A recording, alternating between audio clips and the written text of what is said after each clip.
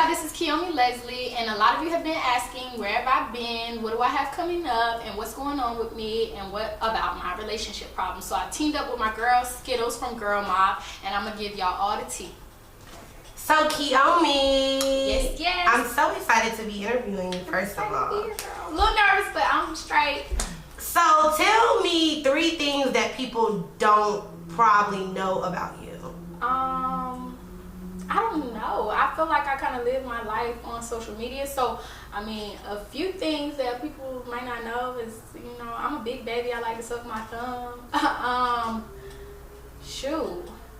I'm very family oriented. I love being around my family.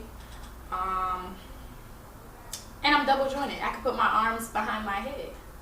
Which a lot of people have been asking me how I was able to fix my hair and how my hair always looked so fly when I was in handcuffs. So, I can show you. So I can bring it to the front and then fix my hair and then bring it back to the back and put it back like this. Wow. Oh my God. So that's my secret to fixing my hair, having good hair in my mug shot. Speaking of mugshots, I know you recently went through a very public breakup. Let's talk a little bit about that. A lot of people don't know that we had secretly, well, it wasn't really secret. We broke up and then we secretly got back together because we were trying to work on staying out of social media because our relationship was so public, and this wasn't the first time that we had a domestic dispute. So we just thought it'd be best if we kind of laid low so the media wasn't so into our relationship. And so we were really working on trying to mend things back together when we officially ended, but this last time it kind of got too physical, and at the time I just needed to be done with it because a part of me just knew it wasn't going to change, and so I had to do stuff for myself. And I really needed time to myself. I really wanted to be off social media because I was embarrassed because I was going through something so public, and a lot of the things that I felt were personal to me were being exploited all over the tabloids. I wanted to take time to be to myself because I wasn't ready to deal with the comments. I wasn't ready to deal with the reality that my relationship was really ending, and I couldn't control the things that were happening to me at that point. So I just decided that I was going to go. The media portrayed about you that just wasn't true, or about the relationship in general. I can recall my first feeling of getting out of jail and having to call my grandmother and let her know I was okay, because when I got arrested I wasn't able to tell any of my family, and none of my family lives here, so that was a scary feeling, to feel like I was alone. So I just remember my grandmother saying, "Your mugshot is everywhere," and my heart immediately dropped to my stomach because I didn't know that everything was gonna go so as fast as it did. Like, I just got released and my grandmother had already told me, like, your picture is everywhere, so you just need to stay calm and just understand that it's about to go to the next level now. And like I said, I was embarrassed. I really didn't know what to do or how to take it. I was scared to get online because I already knew that the comments were going to come. I already knew people were going to be asking what happened. I was in shock at the whole thing, honestly. I really was, because I knew that we were in a bad place, but I didn't really know how bad it was until we were in jail and having to go to the hospital and get treated for wounds and stuff like that. So you really started to feel the shock after you got out of jail, or even when you were in the cell? You know what? When we went to jail, everything happened so fast. One minute I was talking to the police, telling them what was going on, and then the next they were telling me to put my hands behind my back and that I was going to be detained. And so to me, it was overwhelming because I felt like, I was going to jail for no reason. And so it still hadn't hit me, and I was sitting there and I was everything was going through my head. I'm like, I have no family here. All my family's in North Carolina. I don't remember anybody's number. It was scary to feel like I was going to jail, and like, I don't know if I'm gonna be sitting in here the whole weekend or what. So I was shocked, scared, But it hadn't hit me until I got out that everything was like real. I was like, oh shoot, this is real. Like, this is not for play. This is not TV.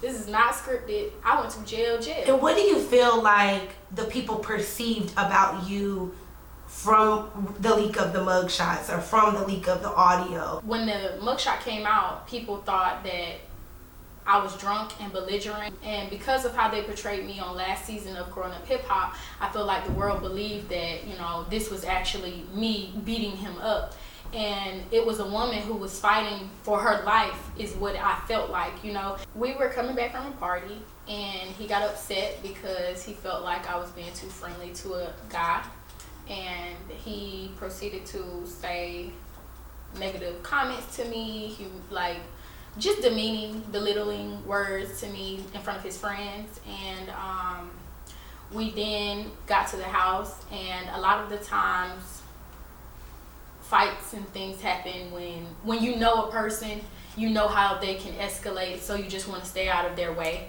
And so I tried to do that when we got on the elevator, but he was already to the point of no return with his attitude and what he felt like he had been disrespected. And then, you know, it escalated once we got into the room. You know, I decided that I was going to pack up my bags and leave, and that was the turning point of the whole relationship. The whole situation started when I started packing my bags. He wanted to fight. He wanted to tell me to leave everything. And I can't really go into full detail because we are still, you know, handling everything in court, but that's just the gist of what happened. And I feel like a lot of people believe that because he had scratches on his face and because his team got in front of the situation first and said that I was drunk and belligerent, you know, that I was drunk and belligerent and that I was the one who started this argument, and I wasn't. You know, I was a woman defending myself, you know, although I see a lot of people making jokes like, oh, she's taller than him, that girl's bigger than him, she gonna let Lil Bow Wow. Like, it's still the fact that he's a man at the end of the day. Like, he still has more power, he still has more strength than me. And at the same time, it's like nobody wants to really fight somebody that they love and that they care about. So at the end of the day, I didn't want to hurt him, but I also didn't want him to hurt me. I also wanted to make it out of that situation because a lot of the times women don't. And I feel like I was in fight or flight mode, and I couldn't take flight, so I had to fight my way out. How was it at the beginning? The beginning of the relationship was really good. Like, it was like a feeling of floating on air. Like, every day I would ask him, like, are you serious? Like, this is real? Like, do you really care about me? Because a lot of the times when things happen really fast, you're in a state of shock. And I guess everything happens so fast. A lot of people, you know, don't know that we started dating a week after we met each other. And for me, and that was on his end, he put our relationship out in the public. And I was kind of like nervous because I had never gone public with a guy before. And he was the perfect gentleman. I can't lie about that part. In the beginning, it was really, really good. But once that mask came off, it was an eye-opener that maybe I should have done more research. Maybe I should have waited and taken my time and moved a little bit slower because I did not know the person that I was laying next to. What are some of the misconceptions about a female dating a guy that has more status or celebrity or more success than them? A lot of people assume that when a woman dates a man who's, you know, who seems to be more successful or has success, that we're clout chasing. Like, we want to go dig, we want to be in the limelight, and that's not true. Like, a lot of women want to find love. I don't think that you should be scared to date somebody who has more success because of what other people may assume. Because when I first started dating the person that I was with, you know, we were living in his mom's basement. You know, I didn't care because it wasn't about the materialistic things. When we first got together, he asked me what kind of handbags and shoes and clothes that I like, and I told him none of that stuff matters to me, because at the end of the day, I would rather have a business. I would rather him invest in something that I can benefit from in the long run than materialistic items. You know, I didn't care about living in his mom's basement, and I can count on my one hand how many things that he's done for me financially or like materialistically. So do you feel like guys get something out of the relationship too? Like most guys, they say, oh, you're a gold digger once the relationship ends, but while they're in it, they benefit. I truly believe that most men benefit from being in a relationship with a woman, whether she's well known or whether she's not well known, because most of the media blogs want to know who you're dating. They want to get into your personal life. So these guys, they benefit just as much as we do, because I know in my relationship, you know, a part of him being on television was and not having the same storyline as many times before is his new relationship. Most of the time, people want to know who you're dating and the new person in your life, and that's why you make the blogs. He wasn't making the blogs doing anything other than me and him and his daughter. Not to take anything away from him, but that's just the reality of what I saw. And it wasn't like I was a female who wasn't really doing anything, because out of all the women he could have possibly had a chance with or taken his time to talk to, he chose to talk to me. I didn't go looking for him, and when we did get together, it went viral. Just from him posting that we were in a relationship. So he benefited just as well as I did. So tell me about this t-shirt that you're dropping, that you're wearing. My shirt says, don't call me a gold digger if you don't have any gold. And I kind of wanted to bring awareness to the fact that most women who date men and who are pretty are called gold diggers. And not all of these men have gold to dig on. Like, this industry is full of smoke and mirrors.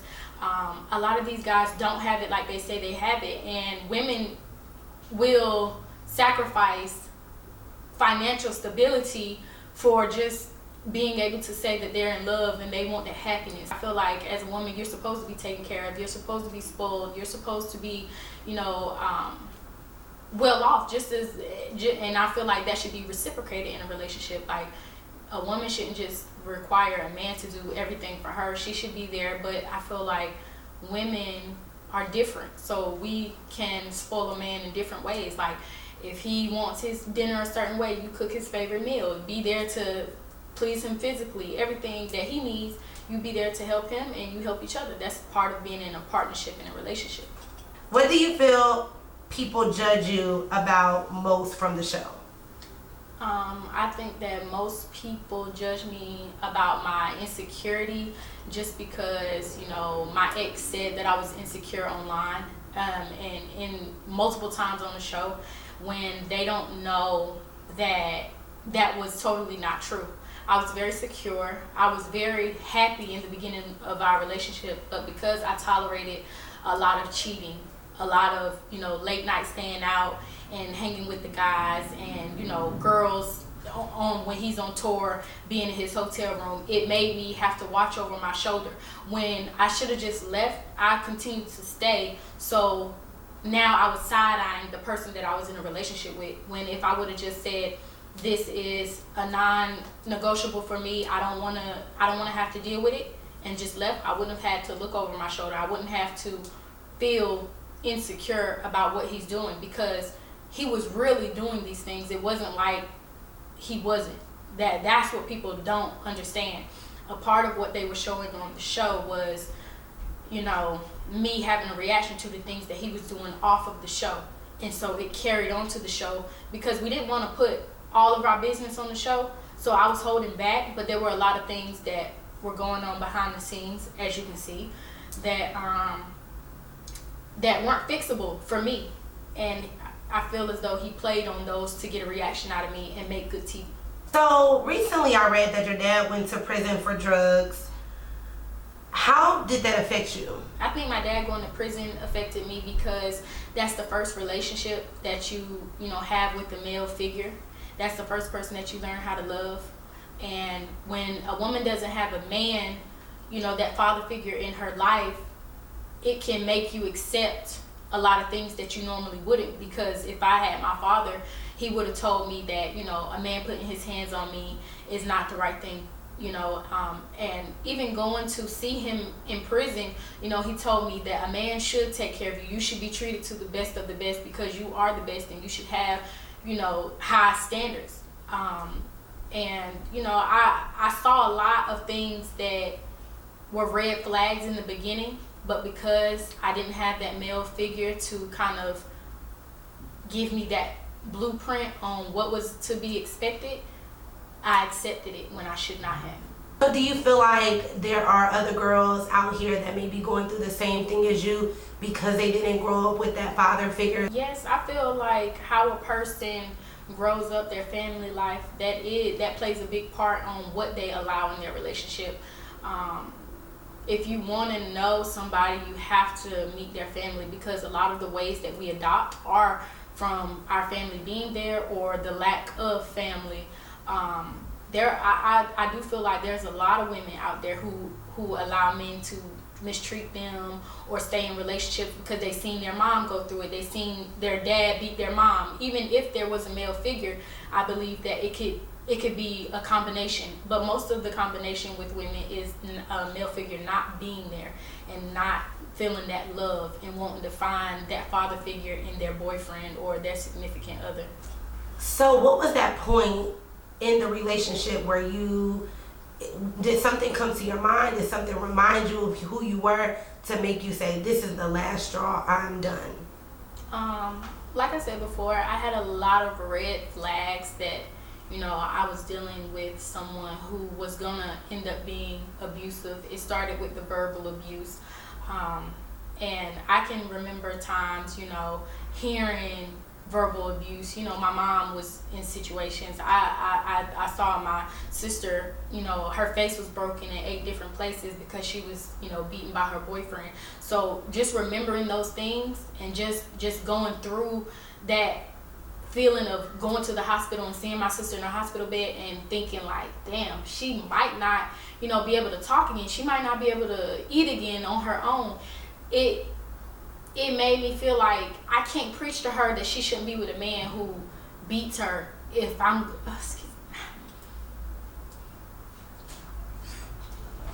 can't be with a man who puts his hands on me, and I can't tell my sister to.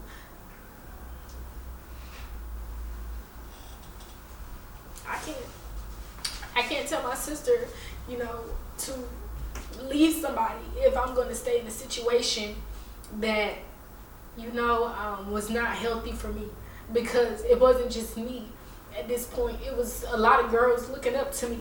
It was my sisters that I was now, thank you. It was my sisters that I was now, it was my sisters that were looking up to me. And I felt like, even though I'm the middle, I'm the sister that made a difference. And I didn't want them to think that it was okay, and that, you know, she's preaching to me about leaving a man and she's staying with one. You know, I have so many people. I have nieces and nephews that have to see that, and I want them to know that I stood for something. If you had to write a letter to a girl that's literally in the relationship that you just got out of, or any domestic relationship, what would you tell them? I would tell anybody who's going through a domestic situation that, you know, you are not alone. People do hear you. People do see you. You're beautiful, and you do have family, and your family will be there for you if you need to leave. And I think that, you know, the most important thing is that we hear women out when they say that something's going on. And it doesn't have to. I know people see me and they're like, oh, she's pretty, she has it going on, she has her life together. And, you know, just because I didn't share my physical bruises or wounds doesn't mean they were not there.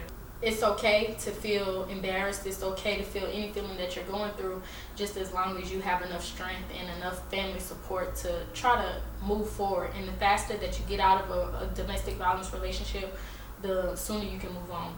And it will not change. I think, to me, that's the most important thing. It will not change. I stayed in a relationship. I went back because I thought it was going to change, because they apologized, and it only got worse. So after all of that, how did you get your confidence back? I went off the grid. I was silent. I didn't say anything on Instagram. I had to remember why I started being in this industry. I had to remember why I moved to Atlanta, and I had to realize that at the end of the day, all that changed about me was my relationship status. I had to remember that hunger that I had when I first stepped on the scene, and just basically meditate and get back to myself. Like, it was hard. I went through depression. I went through talking to a life coach, because there were times where I didn't feel like I was going to be able to pick myself up from the situation. I had people making jokes of the situation, and I still had to do real life things. I still had to move around in real life. I still had to go to the grocery store, and I still had to work, wilding out, and my peers seeing me and not knowing that I'm hurt on the inside, because I still had to smile on the outside to continue working. So all of that just made me realize that I'm still the same me. When someone is going through that situation, do you feel like it was a lot of media out there, was a lot of bad press out there, was a lot of people saying, oh, she wasn't hurt, she hit him, she did this. Do you feel like if you would have released your wounds, or do you feel like people don't really care about someone in a domestic violence situation until the girl is bloody, until they see the videos, until they see the actual proof? Right. I definitely feel like a lot of people don't take domestic violence serious. They don't know what domestic violence is. A lot of people are not aware that just off of that, because I saw a lot of people with the elevator scene, they said he didn't do anything. He didn't. Those weren't things to say, oh, he hit her. All of those are warning signs. If you look up abuse, all of those are warning signs that lead up to abuse, and those are things that people can go to jail for just off rip if a person feels, afraid or not safe.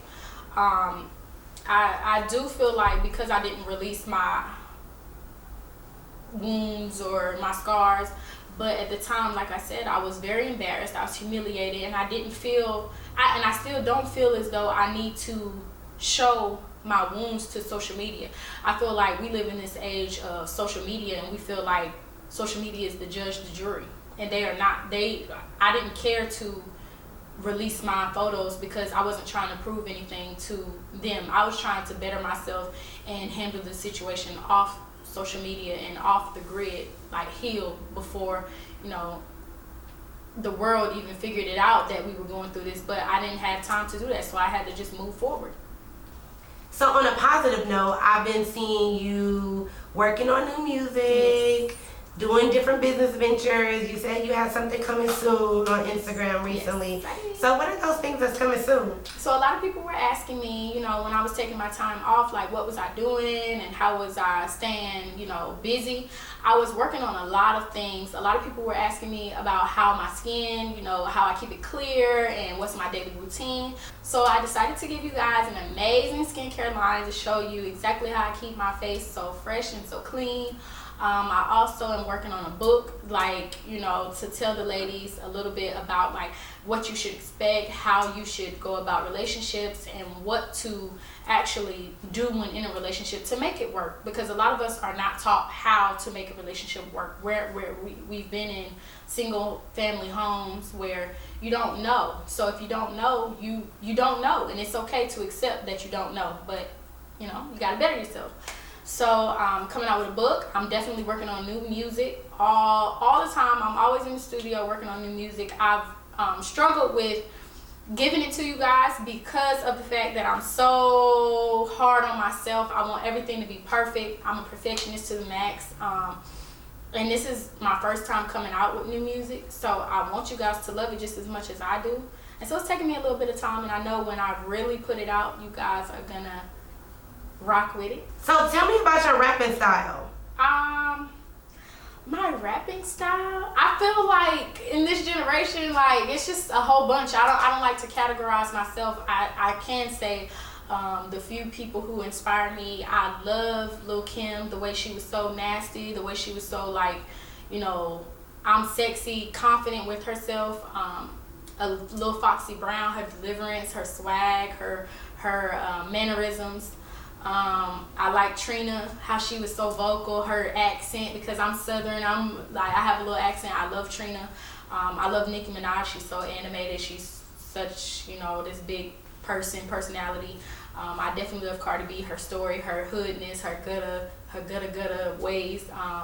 So I think I kind of like in that mix of everything. Like, I don't want to just label myself as one rapping style, because I believe a true artist can be diverse and be able to adapt.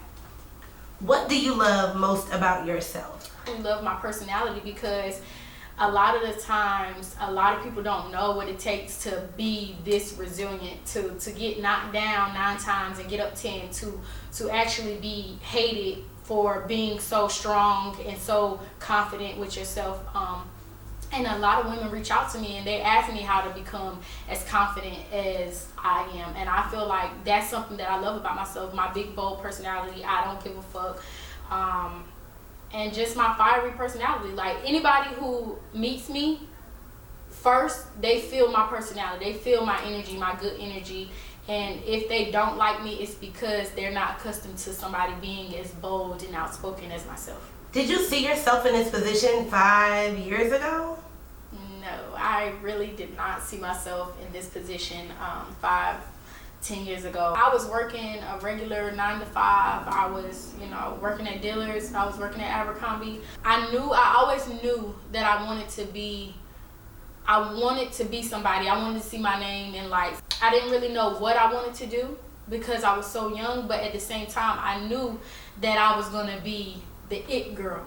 And so, you know, when I came to Atlanta, it was just like an eye-opener, and I was just so in shock, because where I come from, it's not a lot of lights, it's not a lot going on. I'm from Raleigh, North Carolina, so a lot of that experience in itself was just an eye-opener, and I moved here and I made it my business to be that girl, and I said that people would know my name, and I didn't stop until people knew my name, even if it's hard to say, you know it.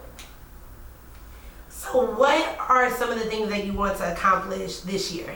One of the top things that I want to accomplish this year is putting out my music. I feel like because of my relationship, we were mixing business and pleasure. A lot of the business side with the music got canceled for me because we broke up, and so with that being said, you know, the music got canceled, the music got taken, and I really had to step back and just say, okay, I'm ready to walk away from it all. I don't want to fight over the music. I don't want to go to court over the music. I'm just, you know, if music is what I want to do, I can create more. I didn't want to let that I didn't want to stay stuck on stuff that didn't matter. If I'm making music, I can make more. So that's one of the top things on my goals right now, to release music and give it to the people who have been there since day one waiting for it. So how do you feel about working in this male-dominated industry? Working in a male-dominated industry is very stressful. It's very hard, because I feel like as a woman who's beautiful, and, you know, any woman in this industry, you have to work 10 times as hard. You have to be 10 times as good as a male. And because, you know, they tell women we have to sell sex, you know, guys can be fat one day, they can be skinny the next, and nobody cares. But a woman, we have to make sure our hair is always right. We have to make sure that, you know, we plan everything around children, and they always tell us we can't have kids and have a career as well. So I just feel as though, you know, a lot of the women who are out there right now are killing it. Like, Cardi B just had a baby. She came back. She's better than ever. You know, Beyonce, Rennie Rucci's from South Carolina. She's doing her thing right now. We are in an era where bossed up girls are really taking over, and I'm just happy to be a part of it. So when it comes to bossed up girls, a lot of people will be like, oh, she dances on Instagram, or oh, she's an Instagram model, or oh, she's this, or is she that? Like, how do you feel about that? What do you have to say about that? I was kind of offended that so many people thought that, you know, oh, she twerks on the gram, that's nothing. Because I would never belittle somebody or think less of them because of the job they have to do. And I would never hate on the next female about how she was getting her money. Like, I turned something that I enjoy doing, which is twerking, into a business. Twerking is coming to a city near you. I wanted to monetize that business. And a lot of women ask me, you know, like, teach me how to twerk, teach me how to be seductive. a lot of girls on the gram are making more money than most of the people who, you know what I'm saying, are working behind the desk. And that doesn't mean that they don't have the education to do anything else. That just means they did what they had to do to get to a better place. So any last words for the ladies, your female fans, your friends? If I could leave you guys with anything, any last words, if you never see me again, it's just to be happy in a place where you are. And if you're not, leave. Our time on this earth is so limited, and I don't feel as though you should do anything that you're not happy doing. If you're not happy at your job, leave.